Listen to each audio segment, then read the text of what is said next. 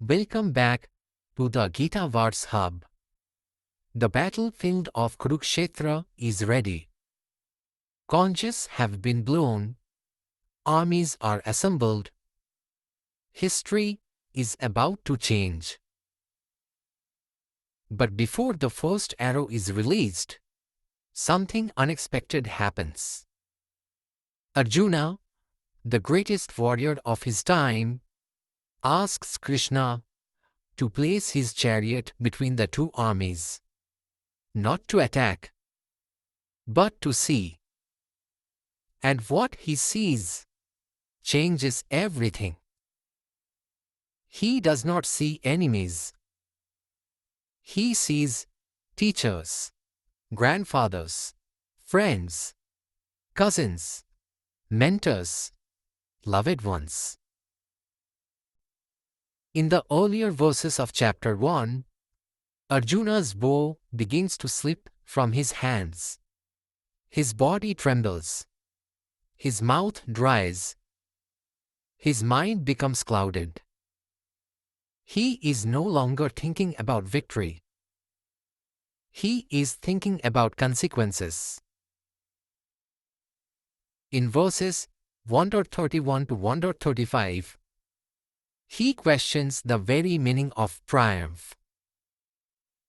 What is victory if it comes at the cost of those we love? In verses 136 to 138, he begins to recognize something deeper. This war is not just violence.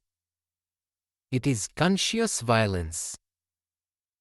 And knowingly committing harm feels morally unbearable.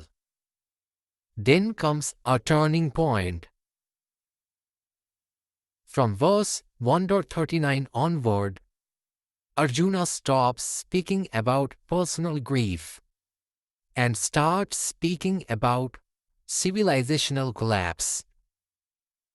He fears not just the loss of life, but the loss of Dharma, the collapse of family traditions, the breakdown of social harmony, the severing of generational continuity, and ultimately, a world where humanity lives without moral direction.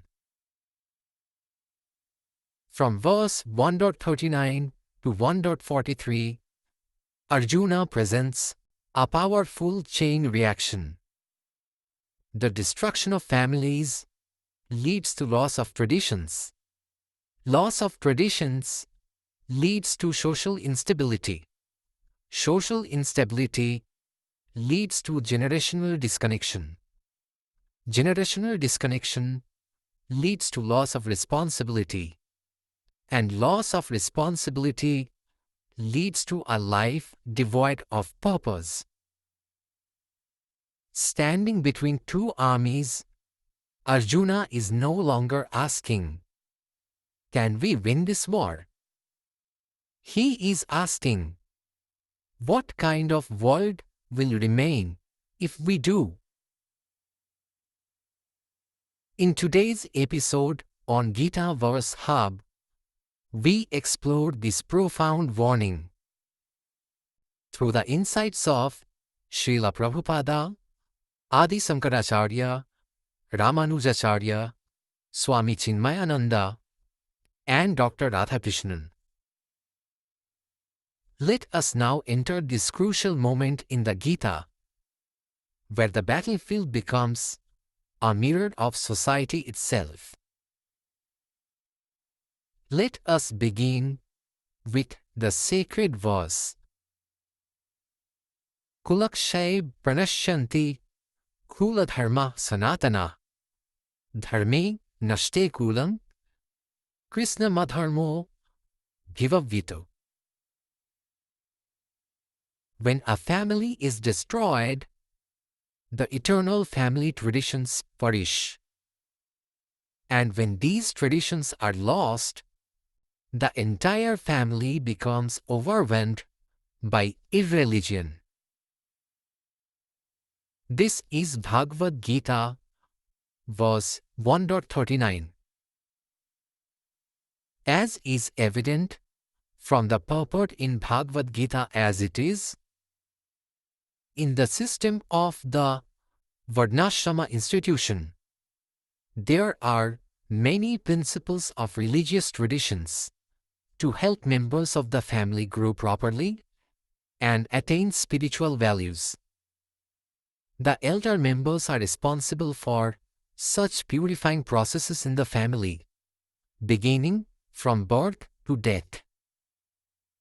But on the death of the elder members, such family traditions of purification may stop, and the remaining younger family members may develop irreligious habits and thereby lose their chance for spiritual salvation. Therefore, for no purpose should the elder members of the family be slain. Arjuna is no longer speaking like a warrior. He is now speaking like a guardian of civilization. He is no longer afraid of death. He is afraid of social collapse. This verse marks a critical turning point. Arjuna's concern moves from personal grief to societal consequences, from emotional distress to civilizational breakdown. He begins to see that war is not just about victory or defeat. War is about what happens after the victory. Śrīla Prabhupada gives a powerful sociological interpretation here. He explains that a family is not merely a biological unit. It is a spiritual institution. It is the first school of Dharma.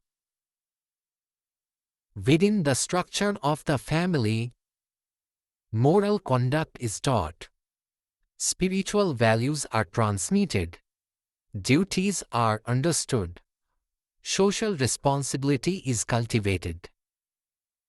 These are called Sanatana Kula Dharmas, eternal family principles, such as honoring elders, performing spiritual rituals, ethical marriage conduct, protecting women, guiding children toward virtue, sustaining lineage values.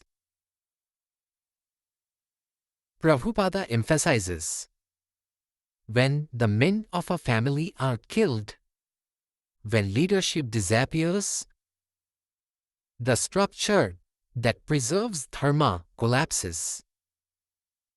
Without protectors and guides, tradition fades, discipline dissolves, spiritual life weakens, and adharma, disorder, chaos, moral confusion takes over. He also highlights that civilization survives not by military power, but by preservation of values. Destroy the carriers of culture, and culture disappears. Adi Shankaracharya interprets Kula Dharma as the sacred duties that sustain social harmony. These are not optional customs. They are stabilizing forces of society. Without them, ethical restraint weakens, social roles collapse, moral clarity disappears. Thus, irreligion does not enter violently. It seeps in gradually, through neglect. Ramanujacharya highlights that the family is the transmission channel of Dharma. Dharma does not sustain itself automatically. It must be taught, modeled, protected. War breaks this chain. And once the chain breaks, future generations grow without guidance. Swami Chinmayananda gives a psychological reading. He says, family traditions are the subconscious moral compass of society. When traditions collapse, people lose their internal reference system.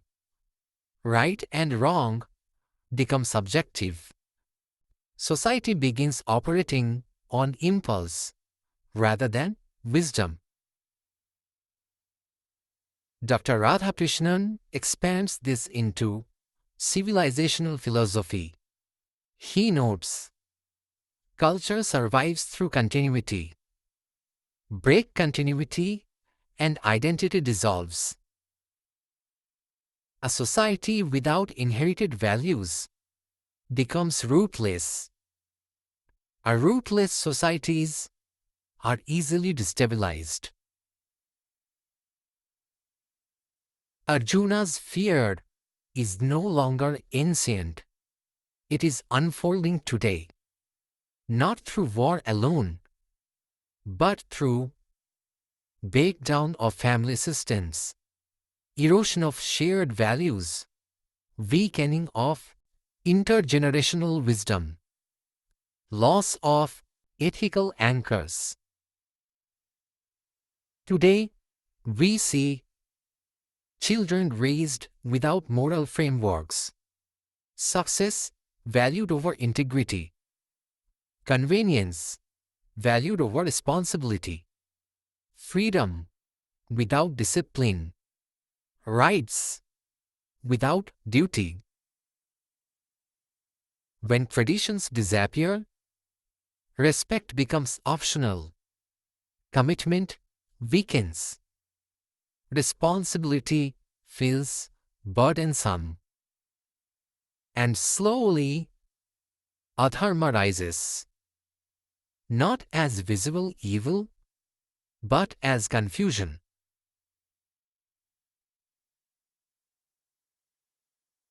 When organizations abandon founding values, short-term gains replace long-term responsibility. Scandals follow. Trust collapses. Institutions fall. When societies disconnect from heritage, they struggle to define purpose. Identity becomes fragmented. Mental health crises rise. People feel directionless. When values are outsourced to screens rather than transmitted through lived example, future generations grow technically skilled but morally uncertain. In communities where ethical leadership disappears, power replaces wisdom, influence replaces responsibility, and chaos becomes normalized. Arjuna is saying, war does not end on the battlefield. Its real consequences begin afterward. Victory may destroy the very structures that make victory meaningful. If the carriers of Dharma disappear, Dharma disappears. This verse is not about resisting change. It is about protecting moral continuity. Progress without values leads to instability. Power without tradition leads to chaos. Freedom without guidance leads to disorder. Arjuna's concern is not weakness. It is foresight. He sees that the destruction of families is the destruction of Dharma, and the destruction of Dharma invites adharma into society. And once adharma takes root, it does not remain confined it spreads from family to community to nation to civilization. Every generation must decide, will it merely inherit values, or will it preserve and transmit them? Because when dharma is forgotten, adharma does not need to fight. It simply fills the vacuum.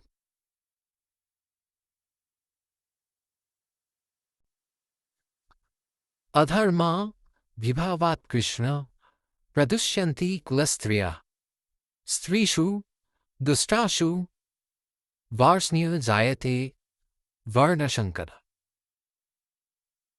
O Krishna, when irreligion prevails, the woman of the family becomes corrupted, and when women are degraded, O descendant of Vrishni, unwanted social disorder arises. This is Bhagavad Gita Verse 1.40. As is evident from the purport in Bhagavad Gita as it is, good population in human society is the basic principle for peace, prosperity, and spiritual progress in life.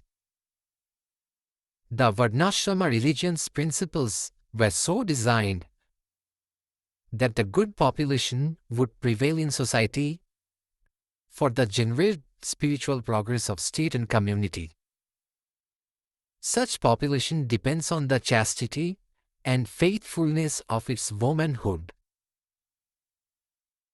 As children are very prone to be misled, women are similarly very prone to degradation. Therefore, both children and women require protection by the elder members of the family. By being engaged in various religious practices, women will not be misled into adultery. According to Chanakya Pandita, women are generally not very intelligent and therefore not trustworthy. So the different family traditions of religious activities should always engage them. And thus, their chastity and devotion will give birth to a good population eligible for participating in the Varnashrama system. On the failure of such Varnashrama dharma, naturally the women become free to act and mix with men, and thus adultery is indulged in at the risk of unwanted population. Irresponsible men also provoke adultery in society, and thus unwanted children flood the human race at the risk of war and pestilence. In 1.39, Arjuna said, "The destruction of family destroys dharma." Now in 1.40, he shows us the social consequence of the destruction. Adharma does not remain abstract. It expresses itself through breakdown of relationships, breakdown of responsibility, breakdown of protection, and ultimately, breakdown of lineage integrity.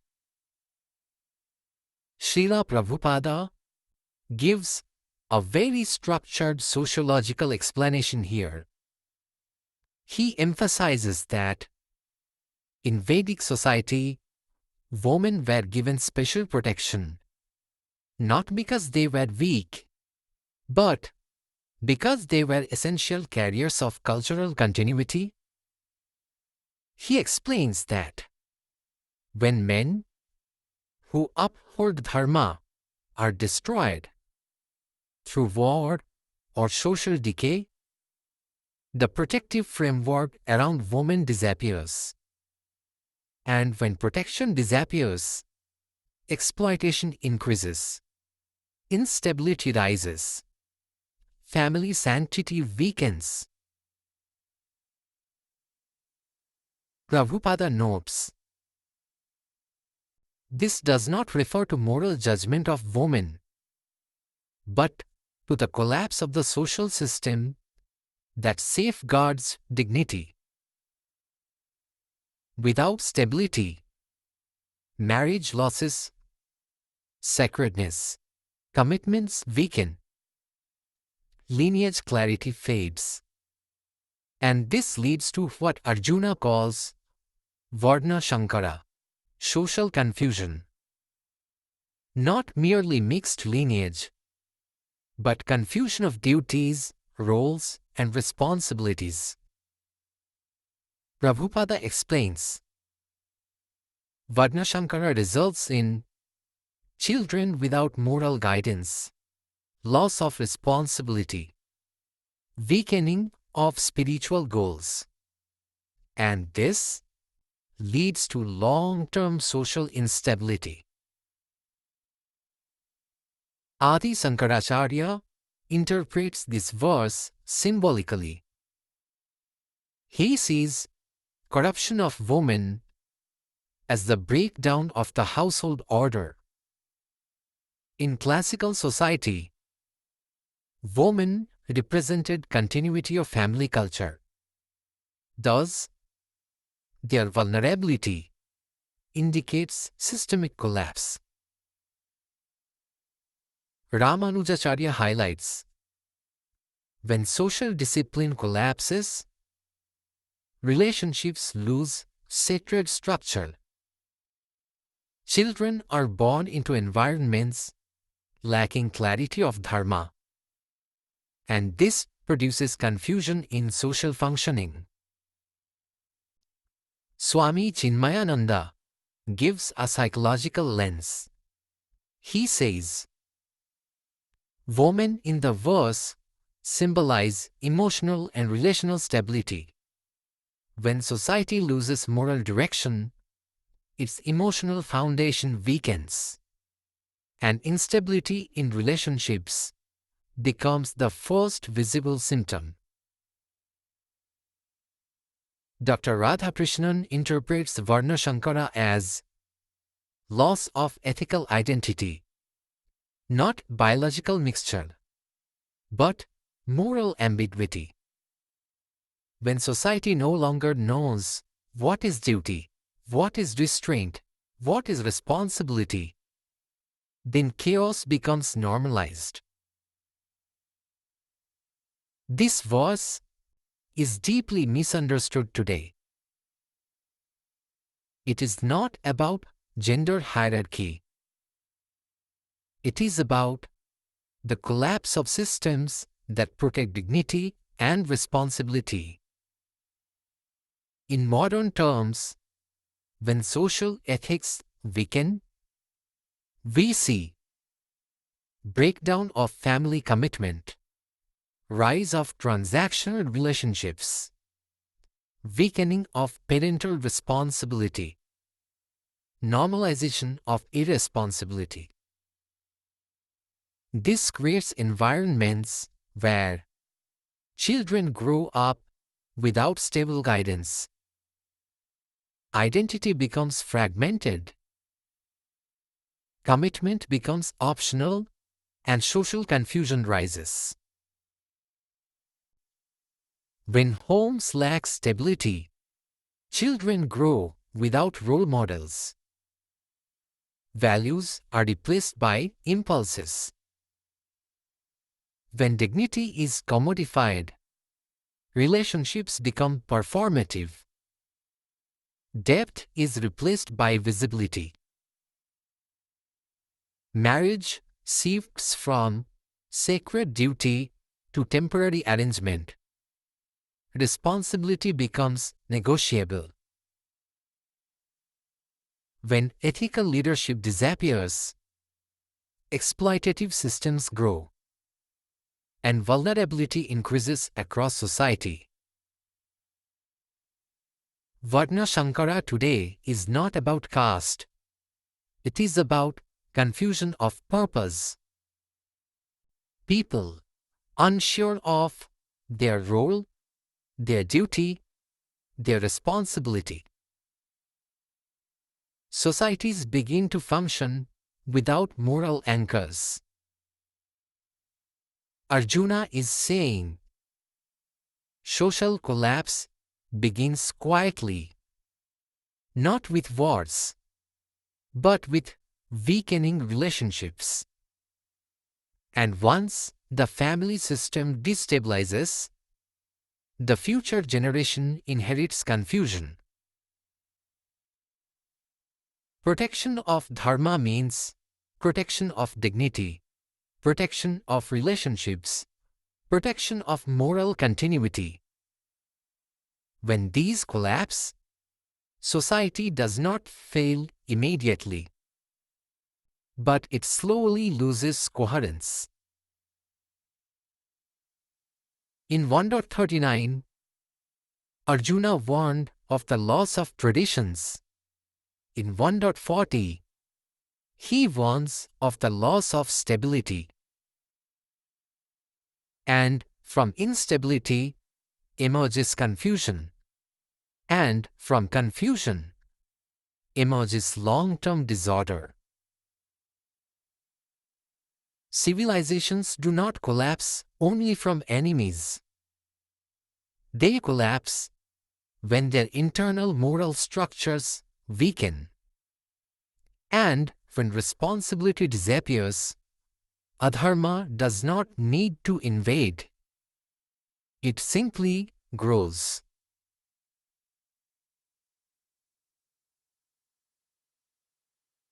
Shankaro narakaiva kulabhnana kulasyacha patanti pitaro resham luptapindo dakakriyah.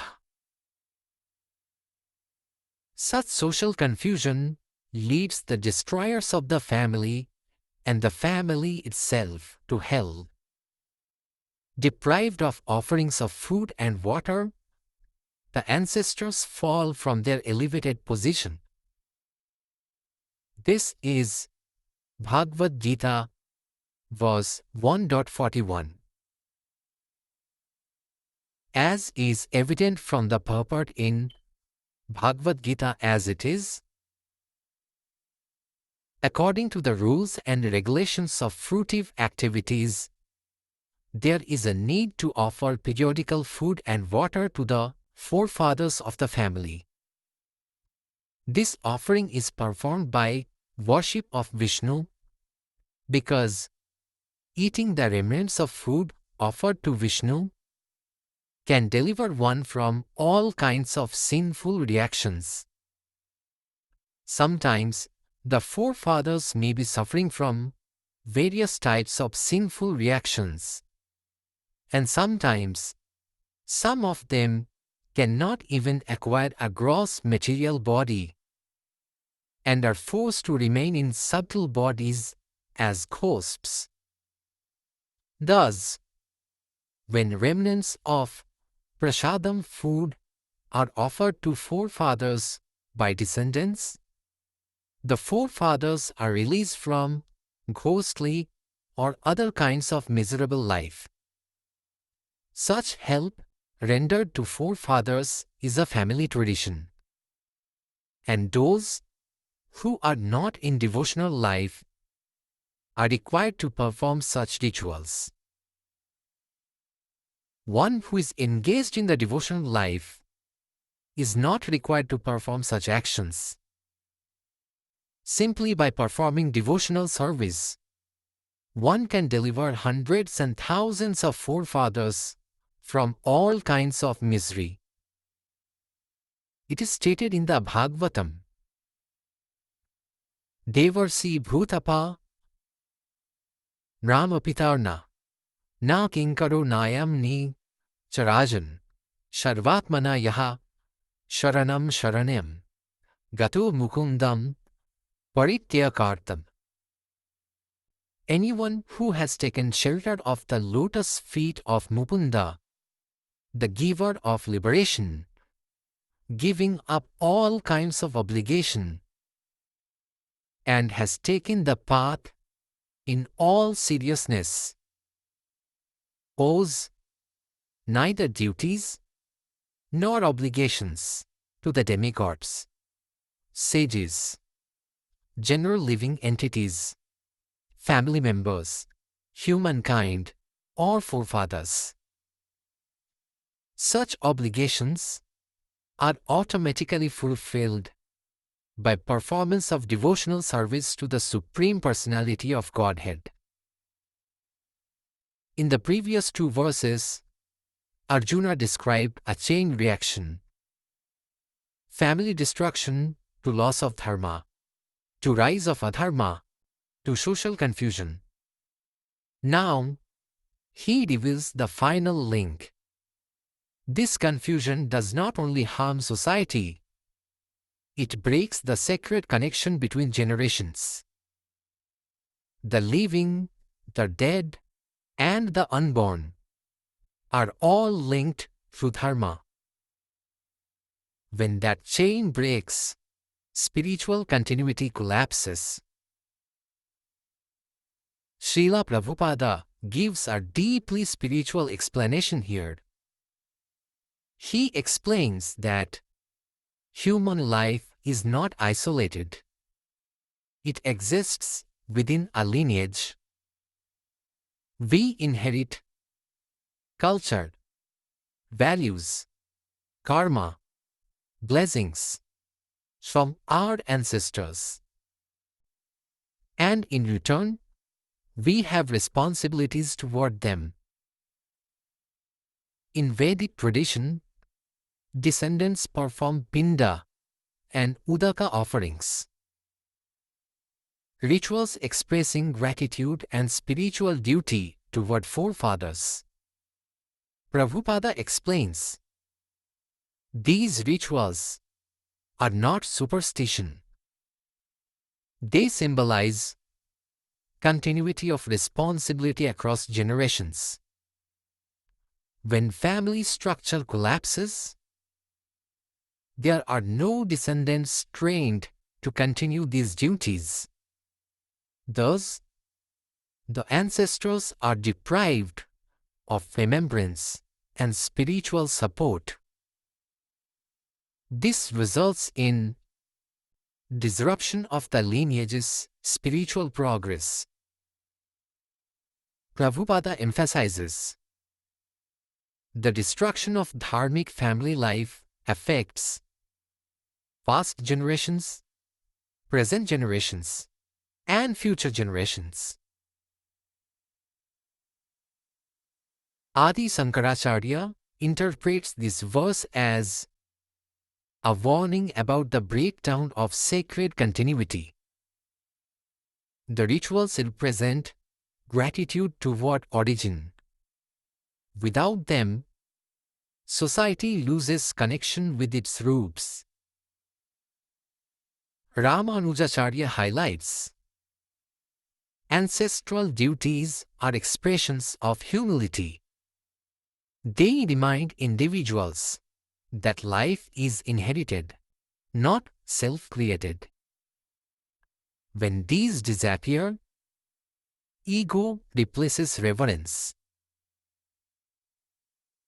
Swami Chinmayananda provides a psychological reading.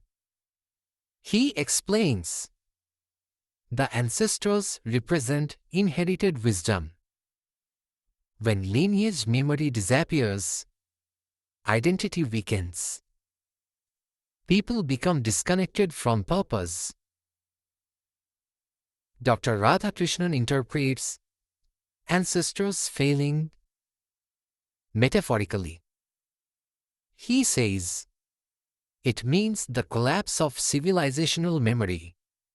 Without remembrance, history is forgotten, lessons are lost, mistakes repeat. Today, very few societies perform pinda rituals, but the deeper message remains profoundly relevant. This verse is about losing connection with those who came before us. Modern society often promotes radical individualism, the belief that I owe nothing to the past. But Arjuna reminds us, we are products of inherited sacrifices. When we disconnect from lineage, we lose gratitude, humility, continuity, and societies become rootless. Many people today know more about celebrities than their own grandparents. This weakens identity and belonging. When societies erase tradition, they repeat historical mistakes. Disregard for elders reflects breakdown of lineage respect. Young generations often grow without guidance from past wisdom, leading to repeated cycles of confusion. Arjuna's reference to hell is not merely theological. It represents living without grounding, without belonging, without inherited wisdom. A society cut off from its past lives in existential instability. The destruction of family dharma does not only harm the future, it dishonors the past. When the chain of remembrance breaks, gratitude disappears. And when gratitude disappears, arrogance rises. Human life is not a standalone event. It is a continuation. We are recipients of effort we did not make, beneficiaries of sacrifices we did not witness, and caretakers of traditions we did not create. In 1.39, Arjuna feared the loss of traditions. In 1.40, he feared social instability. In 1.41, he fears spiritual disconnection across generations. His warning is clear. When dharma disappears, society suffers, relationships suffer, and even ancestral continuity suffers. Civilizations survive when they remember, when they honor, when they continue the chain, because when remembrance ends, identity ends, and when identity ends, confusion begins.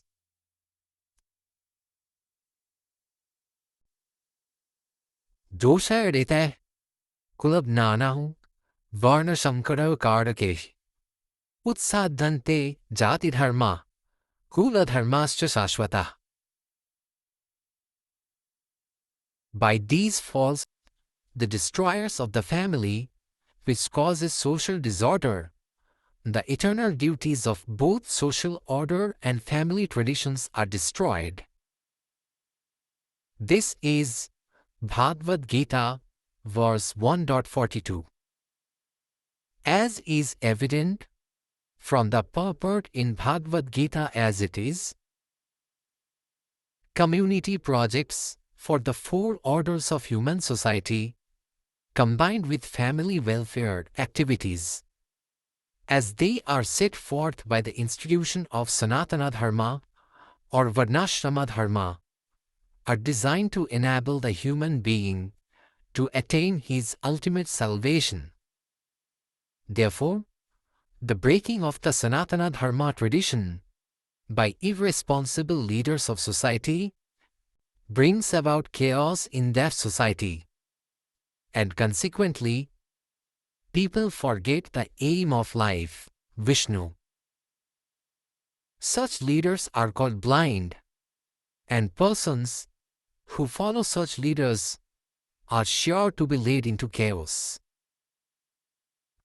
Let us observe the progression Arjuna is describing. First, traditions are lost. Then, relational stability weakens. Then, generational continuity breaks. Now, in 1.42, he warns, when these faults accumulate, they destroy both Kula Dharma, family duties, and Jati Dharma, social responsibilities. This is no longer personal tragedy. This is civilizational erosion.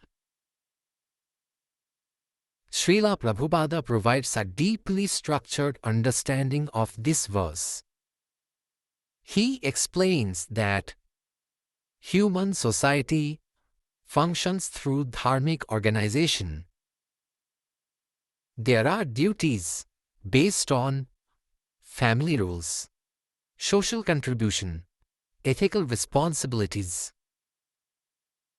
These are not arbitrary divisions. They are functional frameworks for harmony. Prabhupada clarifies, when Varna-Sankara, social confusion arises, people no longer understand what is their duty, what is their responsibility, what is their role in the society. And when roles become unclear, accountability disappears, discipline weakens, spiritual focus declines. He emphasizes that this leads to the destruction of family ethics, social ethics, spiritual culture. Thus, the problem is not diversity, but disorder without dharma. Adi Shankaracharya interprets this verse as a warning about the collapse of functional harmony. Social rules exist to ensure balance. When these are neglected, chaos replaces cooperation. Ramanujacharya highlights, Jati Dharma represents duties aligned with one's nature. Without dharma, people act impulsively rather than responsibly. This creates instability across institutions. Swami Chinmayananda offers a psychological lens. He explains, when individuals lack clarity of role, they struggle with identity, and identity confusion leads to social conflict. Dr. Radhakrishnan interprets this verse as loss of ethical structure, not rigid social division, but collapse of responsibility-based functioning. Society shifts from duty to desire. Today, this verse speaks powerfully to loss of shared responsibility. In many societies, freedom has expanded, but responsibility has not kept pace. Roles, once understood, are now blurred without replacement. This creates institutional breakdown, leadership confusion, weakening of trust. When roles lack clarity, teams struggle, accountability disappears, productivity declines. Unclear parental roles create confusion for children. When shared norms disappear, social cohesion weakens. This verse is often misunderstood. It is not about rigid hierarchy. It is about responsibility aligned with ability. Societies function when people understand their duties and fulfill them ethically. Without this, systems collapse. Arjuna is describing systemic decay. When duty dissolves, society shifts from cooperation to competition, from responsibility to entitlement, from harmony to fragmentation. Civilization is sustained not by power, but by shared responsibility. Dharma creates order. Without dharma, freedom becomes instability. A society survives not by wealth, nor by strength, but by clarity of duty. When duty disappears, structure disappears. And when structure disappears, chaos follows.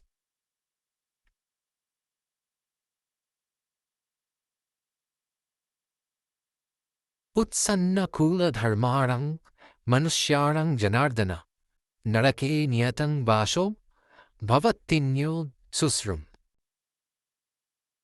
O Janardana, we have heard that those whose family traditions are destroyed dwell always in hell. This is Bhagavad Gita Verse 1.43. As is evident from the purport in Bhagavad Gita as it is, Arjuna bases his argument not on his own personal experience, but on what he has heard from the authorities. That is the way of receiving real knowledge. One cannot reach the real point of factual knowledge without being helped by the right person who is already established in that knowledge. There is a system in the Varnashrama institution by which, before death, one has to undergo the process of atonement for his sinful activities. One who is always engaged in sinful activities must utilize the process of atonement called prayaschitta. Without doing so, one surely will be transferred to hellish planets to undergo miserable lives as the result of sinful activities. Arjuna is no longer speculating. He says, "We have heard." This is not a personal fear. This is inherited wisdom. He is recalling teachings passed down through generations. His argument is no longer emotional. It is civilizational. He is saying, when Kula Dharma disappears, life becomes hell-like. Śrīla Prabhupada explains that human life has a higher purpose. It is meant for spiritual progress. Family traditions help guide individuals toward that purpose. Without them, people lose direction. Prabhupada notes that hell does not only refer to a post-death state. It also represents life lived without spiritual aim. When dharma disappears, people become absorbed only in material pursuits. They forget self-realization, responsibility, higher purpose. This results in confusion, suffering, and dissatisfaction. Prabhupada emphasizes, The loss of dharma creates conditions where individuals live without guidance. Such a life becomes inherently distressing. Adi Shankaracharya interprets this verse as a warning about the loss of righteous living. When dharma disappears, life becomes governed by impulses rather than wisdom. Ramanujacharya highlights, family traditions help sustain moral discipline. Without them, society becomes driven by desire rather than duty. Swami Chinmayananda offers a psychological interpretation. He explains, hell represents inner turmoil. A life without values leads to anxiety and instability. Dr. Radhakrishnan interprets this verse metaphorically. He says, hell is the suffering that arises from disconnection from meaning. When societies lose moral continuity, existential emptiness rises. Today, many people live with material abundance, yet feel deeply dissatisfied. Why? Because prosperity without purpose creates emptiness. Comfort without values creates restlessness. Success without meaning creates burnout. This verse speaks to the rise of mental distress in societies that have lost shared values. Without inherited guidance, people struggle to define who they are. A life without purpose often leads to anxiety and depression. When values weaken, commitment weakens. Without shared dharma, communities struggle to unite. Arjuna's hell is not merely mythological. It represents living without direction, without grounding, without belonging. Such a life feels empty, even among success. Arjuna is warning us. Civilization does not collapse overnight. It collapses when dharma is forgotten. And when dharma disappears, life loses its higher aim. Human flourishing requires purpose, connection, responsibility. Dharma sustains these. Without dharma, life becomes reactive rather than meaningful. From 1.39 to 1.43, Arjuna has described a cascade: loss of family, to loss of relationships, to loss of continuity, to loss of responsibility, to loss of purpose. And this final loss he calls hell. Hell is not only a place, it is a condition. A life without dharma, without direction, without meaning. And Arjuna fears that the war will create exactly that. From verses 1.39 to 1.43, Arjuna has taken us on a sobering journey. He has shown us that the true danger of conflict is not merely physical destruction. It is moral erosion.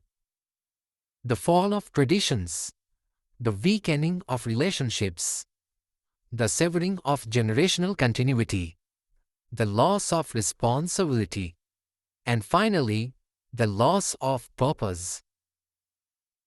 He warns us that when dharma disappears, life itself becomes disoriented, not because of external suffering, but because of inner emptiness. A civilization may survive materially, yet still feel broken spiritually. Arjuna fears that war will not merely end lives, but unravel the invisible threads that bind society together. And in doing so, create a world where people live without guidance, without grounding, and without meaning.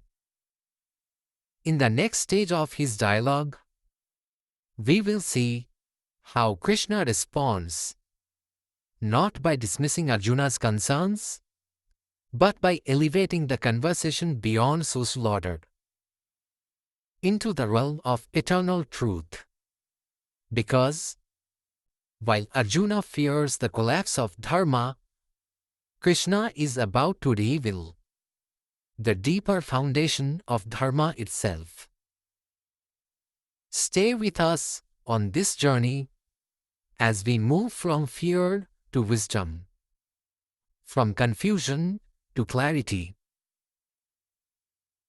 If you wish to walk through the Bhagavad Gita slowly, thoughtfully, and verse by verse, you are welcome to subscribe to Gita Verse Hub. If a reflection, question, or insight arose while listening, you are invited to share it in the comments. This space is for inquiry, not debate. And if this episode may serve someone else at this moment in their life, you may share it as an offering. Until we meet again, observe carefully, act consciously, and let clarity guide you forward. This is Gita Verse Hub, where verses are not rushed, they are lived. Until then, Hare Krishna.